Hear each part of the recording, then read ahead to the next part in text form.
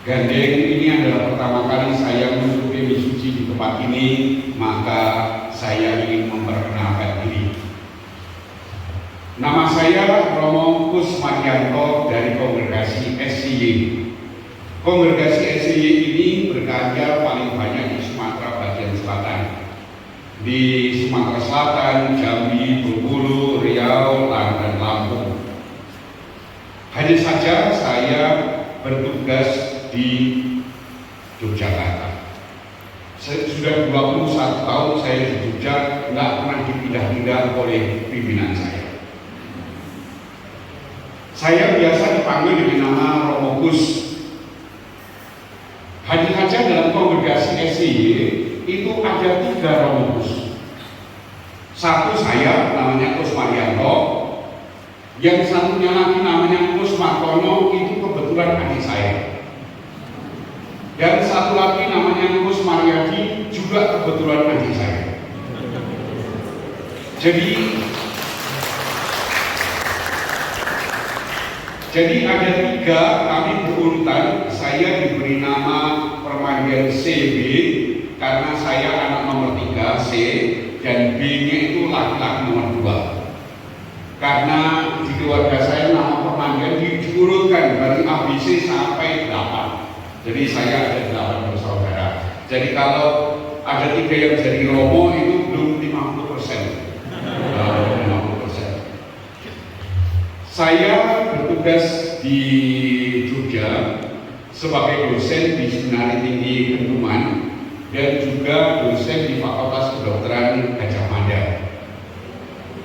Selama 21 tahun ini ya, saya menjadi dosen di sini. Baiklah, Bapak Ibu dan saudara-saudara yang terkasih. Buat menami atau mungkin penjenengan nggak pernah menggagas berpikir, kenapa sih kok bacaan untuk Paskah kok harus dimulai dengan kitab Kejadian? Dan kitab Kejadian bab 1 ini tidak boleh dilewatkan. Kita tahu ya bahwa bacaan malam ini seharusnya semuanya ada 9 dengan Injil, ya, tapi yang lain boleh pilih. Tetapi bacaan pertama dan kitab Keluaran itu harus dibaca. Maka pertanyaannya, kenapa kok harus dimulai dari kitab Kejadian? Jawabannya sangat sederhana, yakni Allah menciptakan dunia dengan sabdanya. Tadi kita mendengar zaman misalnya pada halaman 8 bagian atas, ya, berfirmanlah Allah, jadilah terang, lalu terang itu jadi. Allah melihat bahwa terang itu baik dan selanjutnya. Jadi Allah menciptakan dunia beserta isinya itu dengan berfirman, atau dengan kata lain, dengan firman Allah menciptakan dunia. Nah, kalau ini dijuburkan dengan Injil Yohanes bab 1, bisa dikatakan apa? Pada mulanya adalah firman, dan firman itu ada pada Allah, dan firman itu menjadi manusia. Jadi ini ditunjukkan bahwa Yesus Kristus itu sudah ada sejak zaman penciptaan. Karena apa? Karena Allah menciptakan dunia dengan firman, dan firman itulah yang menjadi manusia, menjadi Yesus. Sehingga sejarah keselamatan itu memang dimulai dengan kisah penciptaan. Sejarah keselamatan itu dimulai dengan kisah penciptaan. Dan dari antara semuanya itu yang diciptakan paling tinggi nilainya ialah apa? Manusia. Nah, Bapak Ibu dan saudara-saudari, pada halaman 9 kita lihat, ya, saya sudah menciptakan manusia, dikatakan beranak cuculah dan bertambah banyak, penuhilah bumi dan taklukkanlah itu. Perintah ini ditujukan kepada siapa? Kepada siapa? Manusia. Semua manusia. Gini apa betul? Gini? Yakin? Yakin. Berarti Anda membaca kitab suci tidak cermat. Mengapa? Kita lihat ya di sana. Allah memberkati mereka, lalu Allah berfirman kepada mereka, beranak cuculah dan bertambah banyak. Jadi urutannya apa? Diberkati dulu, baru kemudian beranak cucu. Nggih apa nggih? Kitab suci. Lihat sekali lagi saya baca ya. Ya. Maka Allah menciptakan manusia itu menurut gambarnya, menurut gambar Allah diciptakannya dia, laki-laki dan perempuan diciptakannya mereka. Allah memberkati mereka, lalu Allah berfirman kepada mereka, beranak cuculah dan bertambah banyak. Tegasnya apa? Yang perintah untuk beranak cucu hanya berlaku bagi mereka yang sudah diberkati. Suster di pojok orang diberkati, maka tidak boleh beranak cucu. Yang ada di depan ini kaum muda ini diberkati belum? Belum, maka nggak boleh beranak cucu. Cekap gitu? Jelas. Ini jadi sekarang ini para saudara yang ngasih urutannya apa? Diberkati dulu, baru kemudian beranak cucu.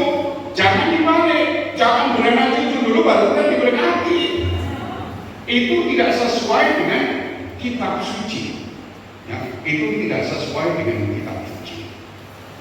Nah, Bapak Ibu dan saudara-saudari yang terkasih, pada hari ini kita memperingati Tuhan Yesus yang bangkit dari antara orang mati. Apa sih maksudnya kebangkitan itu? Tentu saja ada banyak hal maknanya. Satu Paulus mengatakan, kalau Yesus tidak dibangkitkan dari antara orang mati, maka sia-sialah imannya. Ya. Jadi kalau Yesus tidak dibangkitkan dari antara orang mati, sia-sia kita itu. Sia-sia penjenengan berenang bengok dan dikur gitu. Karena nggak ada gunanya kalau Yesus tidak dibangkitkan dari antara orang mati. Nggak ada gunanya. Kenapa? Karena kebangkitan itu menjadi garansi bahwa siapa yang mati di dalam Kristus akan bangkit pula bersama dengan Kristus. Penjenengan tulisan dari bacaan sesudah kuliah ya, halaman 14 yang bagian tengah. Karena jika kita telah menjadi satu dengan Kristus dalam kematiannya, maka kita juga akan menjadi satu dengan Dia di dalam kebangkitannya. Dengan kata lain, supaya kita bangkit bersama dengan Kristus, syaratnya apa? Syaratnya apa? Mati bersama dengan Kristus. Nek mati bareng dorong, orang bakal bangkit bersama dengan Kristus. Cetok, gitu. Jelas. Kalau demikian, maka syaratnya untuk bisa bangkit hanyalah satu, yakni mati bersama dengan Kristus. Maka itulah yang paling penting. Dan bagi kita, kebangkitan Kristus itu menjadi suatu jaminan bahwa apa yang diwakilkan oleh Yesus itu benar. Masalahnya apa? Yang omong tentang hidup di surga itu ada banyak. Si A itu ngomong nanti kita akan hidup kembali, dia sendiri mati bablas, nggak pernah bangkit. Si B dia ngomong bahwa akan ada kebangkitan, dia sendiri mati, malah menjelma jadi bunyuk. Kalau ada apa itu namanya? Inkarnasi. Oh ya. Si B lagi dan selanjutnya. Akan tetapi Yesus dia mengatakan ada kebangkitan, dan dengan demikian Yesus sendiri membuktikan bahwa memang kebangkitan itu ada. Sehingga bagi kita ada sesuatu jaminan, ada sesuatu yang perlu dicekel, ada sesuatu yang sudah pasti bahwa yang mati bersama dengan Kristus dia akan bangkit pula bersama dengan Kristus. Orang lain bagaimana? Ya monggo, tapi kabone aku yang sudah pasti aja lah, yang sudah pasti sing kena dicekel, sing kena diugemi, sing iso dipegang sebagai suatu pegangan itu. Nah, Bapak Ibu dan saudara-saudari yang berkasih, kebangkitan Kristus itu ternyata mengubah Yesus sendiri. Mengubahnya apa? Mengubahnya sesudah Yesus bangkit, ternyata dia menjadi lebih sempurna. Contohnya pripun? Dalam Injil yang lain, ketika perempuan-perempuan itu datang pagi-pagi di kubur Yesus, lalu Yesus mengatakan, "Aku akan mendahului kamu pergi ke Galilea." Gitu? Yesus mengatakan, "Aku akan mendahului kamu pergi ke Galilea." Yesus itu dikuburkan di kota mana sih? Kota Budi? Halah, dari wong Katolik kurang tahu orang ngerti. Nek tempatnya Golgota beda cerita. Ning kotane nopo? Kotane nopo? Kotane pun saat ini sebelum Paskah hari Minggu yang lalu ada apa? Hari Minggu yang lalu? Minggu Palem itu apa? Merayakan Yesus masuk ke Yerusalem. Sesudah itu nggak jadi Yesus nggak pergi. Tegesin pripun? Yesus mati di Yerusalem. Kita cerita gitu. Nah, aku akan mendahului kamu pergi ke Galilea. Galilea itu di mana? Mesir dan Sidon. Beda. Wong Yerusalem rada beda. Galilea nanti kalau penjelasan mundur nanti pada bagian terakhir kitab suci di sana ada peta, ya.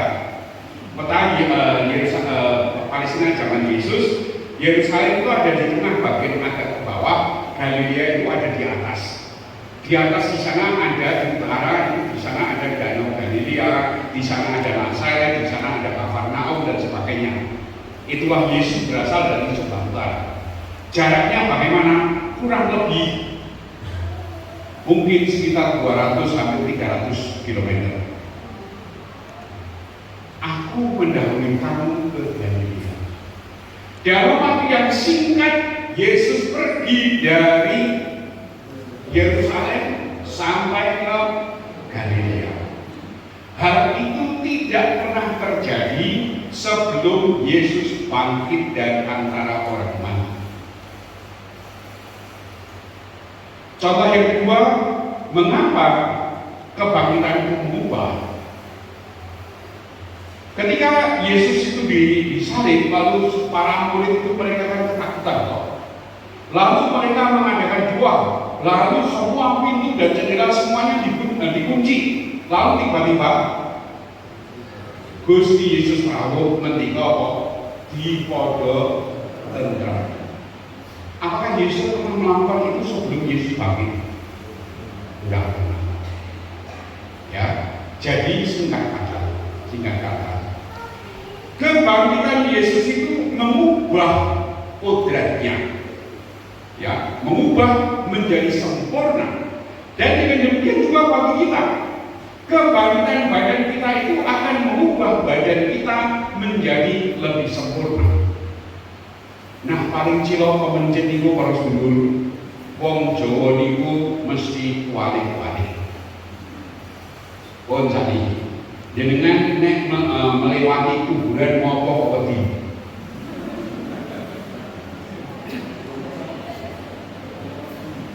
Ada memedi gitu. Memedi ku sapa? Roh ini sapa?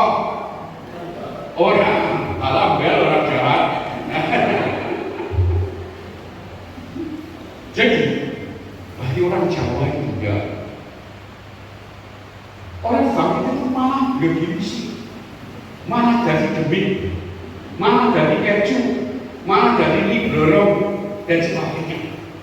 Poros dulu kombinasi. Kalau pada akhirnya menjadi pengikut Kristus, mung dari demit, sekarang juga saya akan pergi meninggalkan Yesus. Saya setuju. Serius. Tetapi apa yang dikatakan oleh Yesus? Enggak begitu, ya. Kebangkitan itu membawa kesempurnaan. Membawa kesempurnaan. Sekali lagi, wong Jawa niku nggih, wong ketika masih sugeng, wong iki grafia semana gitu ya. Malah ketika meninggal malah begini. Lho ini konsep dari mana itu gitu? Itu bukan konsep Kristiani yang begitu. Karena apa? Karena kebangkitan Kristus justru menjadikan kita itu menjadi sempurna, menjadi sempurna. Dan itulah yang kita katakan di dalam credo, di dalam aku percaya. Pada bagian terakhir dikatakan apa? Aku percaya akan kebangkitan badan dan hidup kekal. Disitulah kebangkitan badan justru akan menjadikan kita semua menjadi sempurna. Mung syaratnya apa? Syaratnya mati bersama dengan Kristus. Nek mati nih kalau didorong, ya orang bakal mlebu, tidak akan bangkit bersama dengan Kristus. Maka yang paling penting ialah kesetiaan kita kepada Kristus. Dan syukur kepada Allah bahwa Tuhan Allah itu periksa. Manusia itu bergerak kaya ya suci ya, aku ning janjani banyak dosa. Kaya mono wong suci aku ngoten iki ning janjane nek ditelisik itu banyak dosa. Sehingga apa? Ada kemungkinan orang itu jatuh ke dalam dosa. Syukur kepada Allah bahwa Allah memberikan kepada kita sakramen pertobatan. Sehingga kalau tema kita pada hari ini bangkit bersama Yesus, bersatu dalam dua pertobatan dan pengharapan. Karena apa? Gusti Allah itu preso, wong sing gawe Gusti Allah. Manusia itu kan yang membuat Tuhan Allah, sehingga Tuhan Allah itu tahu bahwa manusia jenis manusia itu pasti ada suatu kelemahan, dan dengan demikian Tuhan memberikan suatu sarana yang luar biasa untuk kembali lagi kepada Allah di dalam pertobatan. Pertobatan itu apa sih? Tobat itu apa?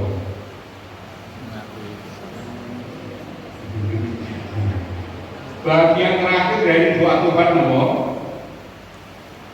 Dan berjanji dengan pertolongan rahmat-Mu hendak memperbaiki hidupku dan tidak akan berbuat dosa lagi. Boten badhe nglampahi dosa malih-malih. Itulah pertobatan. Itulah pertobatan. Jadi kita berusaha supaya kita jangan jatuh lagi. Wasono sudah berusaha dan wasono jatuh lagi. Ya nggak apa-apa, bangkit lagi. Wong Gusti Yesus saja jatuh itu 3 kali dan setiap kali dia bangkit lagi.